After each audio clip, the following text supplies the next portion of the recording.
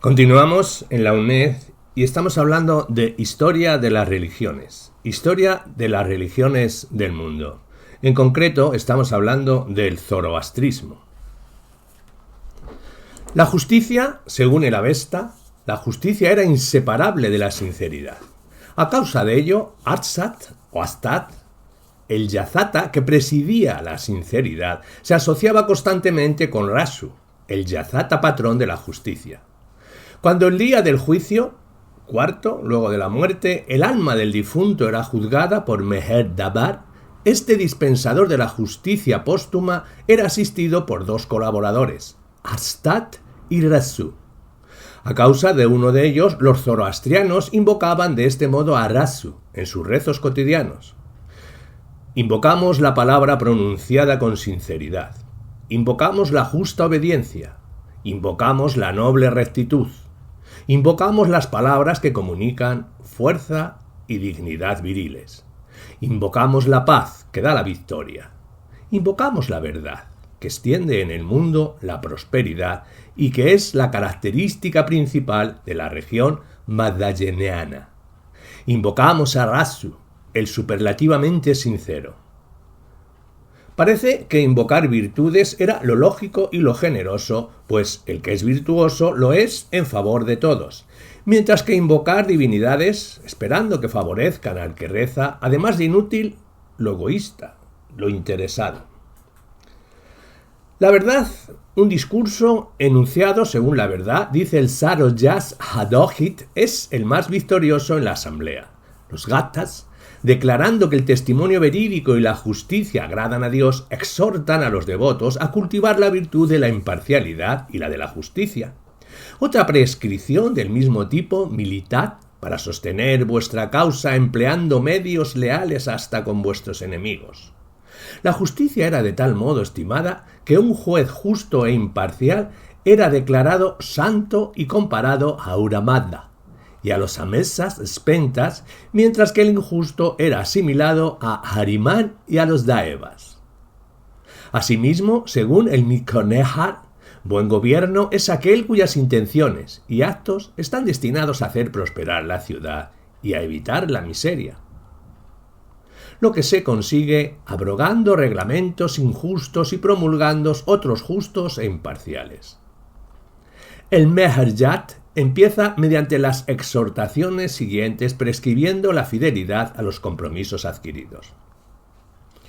El hombre que ha cometido la falta consistente en violar su compromiso es culpable de un acto equivalente a perjudicar al país todo entero.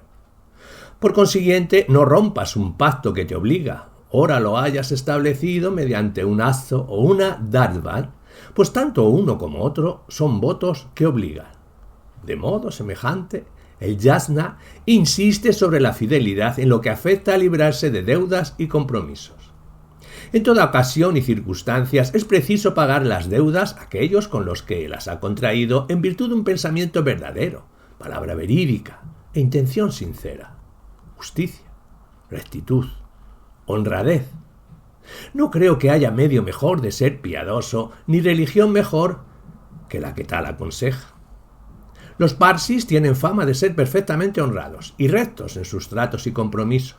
Si hubiese dioses, parece difícil dudar que estimarían a los que obran y piensan así, y no a los bribones capaces de toda clase de engaños y trapacerías, no obstante llevar siempre el rosario al alcance de la mano, y ser generosos solo es darse golpes de pecho en presencia de los demás. Adelante. La castidad. En esta religión no hay ni un solo precepto que aconseje, violando y oponiéndose a las inclinaciones más naturales, que el hombre se aparte de la mujer, y la mujer del hombre, ni que considere casto y meritorio el obrar de tal manera. De lo único que habla, y con insistencia, la religión de Zaratustra es de castidad matrimonial, práctica la mejor de las que santifican la vida conyugal. Obligación, por lo demás, que se recomendaba y exigía de un modo igual y exacto tanto a la mujer como al hombre. A las vírgenes que van a casarse dirijo palabras de advertencia, lo mismo que a vosotros, oh futuros maridos. Escuchadlas con el mayor interés y esforzaos por practicar una vida de acuerdo con el buen espíritu, con objeto de que vuestra existencia doméstica sea dichosa. La mujer, que camina constantemente por el sendero de la fidelidad conyugal, que era lo que constituía su castidad verdadera, se veía conferir la inapreciable condición de Yasata. La mujer justa, rica en buenos pensamientos, en buenas palabras y en buenas acciones, bien instruida, perfecta, obediente a su marido y casta, es decir, semejante a Aramaiti, la devoción matrimonial. Ella es la buena y la que asimismo se asemeja a las otras yasatas femeninas. Si en ninguno de los pueblos asiáticos la igualdad entre los sexos era tan perfecta en lo que afectaba a muchas obligaciones sociales como entre los que se regían por el código de la moral zoroastriana, tampoco en ninguno, en cambio, o en muy pocos, las cortesanas eran menos estimadas, puesto que las mujeres que renunciaban públicamente a la castidad eran tildadas de víboras y de lobas. En el Bendidat se lee: su mirada deseca una tercera parte de las aguas que corren abundantemente. Su mirada arrebata un tercio de la vegetación de los árboles en flor, magníficos y que verdean. Su mirada priva de un tercio de su verdura a la tierra fecunda. Su contacto destruye un tercio del valor, de la victoria y de la sinceridad de una persona justa que tenga buenos pensamientos, que pronuncie buenas palabras y que realice buenas obras. Por ello, te digo, oh santo Zaratustra, que la que tal sea merece la muerte. Más aún, que le merecerían las serpientes que se arrastran y los lobos que aúllan, o que la loba que ronda y cae sobre el rebaño, o la rana que se zambulle en el agua con sus 1000 crías. En cuanto a la piedad compasiva, es mencionada como atributo del hombre fuerte al que corona de gloria. Zaratustra pregunta a Ahura Mazda: ¿cómo debemos adorarte, a ti y a tu Ameshaspenta? Y el Todopoderoso responde: aquel que desea agradarme en este mundo es preciso que desee desarrollar, favorecer, aumentar mi creación. Es preciso que la persona con la que Ahura Mazda quiera amistad agrade a los justos, aliviando a los que sufren y protegiéndolos contra aquellos cuyo espíritu se dirige hacia el mal. No menos importante en la lista de virtudes positivas que deben cultivar los discípulos de Zaratustra, y aún más, puesto que ocupa el primer lugar, es la caridad, precepto fundamental de esta religión que luego, a través del cristianismo, heredaría el Islam. En el Aunabar se lee: aquel que asiste al pobre abandonado proclama el reino de Dios. Oh Mazda, ¿cuál es tu reino? ¿Cuál es tu voluntad para que, obrando de acuerdo con ella, yo pueda conseguir tu amistad? Ahura Mazda responde: alcanzarás mi amistad ayudando a los pobres que se te asemejen, que viven como justos y cuyo espíritu es bueno. Oh zoroastrianos mazdeísta, aliviad a aquellos que han caído en las desgracias. Pueda en esta casa triunfar la generosidad sobre la avaricia. Aquel que, bien que poseyendo medios suficientes, no practica sin dudarlo la castidad, rápidamente irá a la ruina sin intentar siquiera evitarla. La beneficencia era también considerada por los zoroastrianos como una virtud social, sumamente estimada en el cielo. Ahura Mazda estimaba más, por considerarla más útil, una buena acción que 10.000 oraciones. En el Afrin el Burgat se lee: sé superlativamente bienhechor como el señor Ahura Mazda lo es con sus criaturas. Y en el Bispart: estad dispuestos con pies, manos e inteligencia, oh madeístas zoroastrianos, para llevar a cabo acciones buenas, adecuadas y hechas en el tiempo preciso, y para evitar las acciones malas, inadecuadas e inoportunas. Sé vivo en cumplir en este mundo buenas acciones y en ayudar a los abandonados y a los necesitados.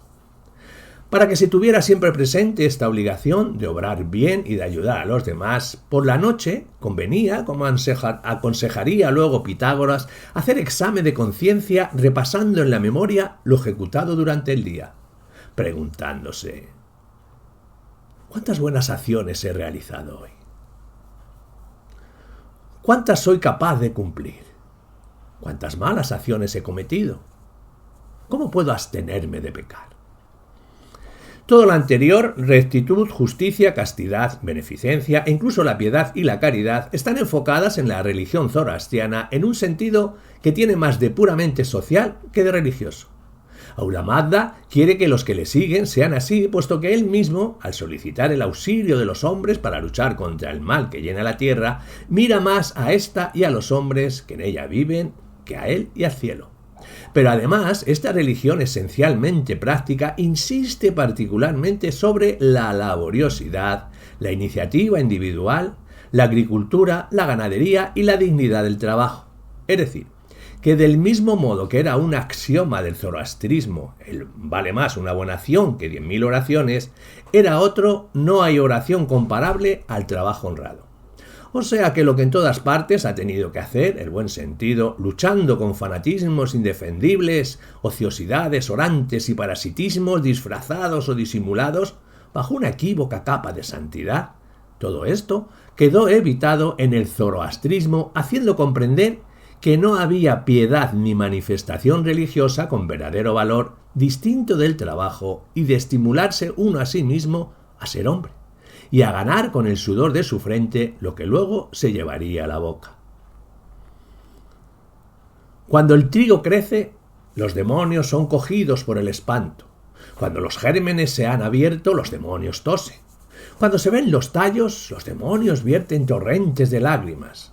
En la casa en que los granos son movidos y trabajados, los demonios caen derribados por el suelo.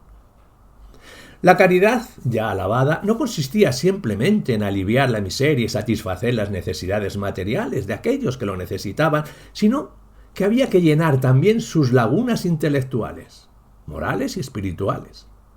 Los libros religiosos de los parsis insisten sobre el deber de educar a todos los que necesiten de este socorro, de esta ayuda. Hacerlo constituía y sigue constituyendo un acto particularmente meritorio. A todos aquellos correligionarios, hermanos o amigos que lleguen necesitados de conocimientos, que sean instruidos mediante enseñanzas útiles y palabras afectuosas y santas. Que Zaratustra ejerció una acción civilizadora en el pueblo iranio con su obra, como más tarde Mahoma con sus conciudadanos de Arabia, es indudable. Así como que buen número de sus preceptos y de sus palabras no dejan de sorprender y admirar aún hoy. Y muy cierto que su obra fue triple, es decir, no tan solo religiosa, sino moral y político-social. Religiosa, llegando al monoteísmo y colocando a la cabeza del nuevo panteón a un Dios además de único, esencialmente bueno y amante de la verdad y la justicia. Socialmente, animando a los criadores de ganado y a los agricultores a perseverar honradamente en sus trabajos, asegurándoles que hacerlo era la mejor oración que podían dirigir a Ahura Mazda, y lo que más éste agradecía y recompensaría. Políticamente, exhortándolos a la obediencia y condenando la guerra, solo tolerable en caso de absoluta necesidad, el robo, el bandidaje, el vivir de merodeo, el maltratar al ganado y cuanto fuese contra la paz y tranquilidad de hombres y animales domésticos y útiles. Su labor moral consistió en estimular todo lo bueno, las obras humanitarias y civilizadoras y las instituciones familiares, y censurando y condenando, por el contrario, la indolencia, el engaño, la crueldad y todo cuanto de un modo u otro representaba lo malo, lo podrido, lo que tiende a morir y a descomponerse. Verdad y mentira, he aquí ya lo que hemos visto. Las palabras que sustancialmente comprendían lo moral y lo inmoral. En lo que afectaba a las mortificaciones, que tanta importancia tenían entonces en lo que concernía a complacer a los dioses, como ocurría por ejemplo en la India, donde había la creencia de que a fuerza de ascetismo y mortificaciones se obtenía de la divinidad los mayores privilegios. Idea una de las predominaciones en este poema incomparable es el Ramayana de Valmiki. Y como luego se creyó, y aún sigue creyéndose en otras religiones, para Zoroastro carecían enteramente de valor.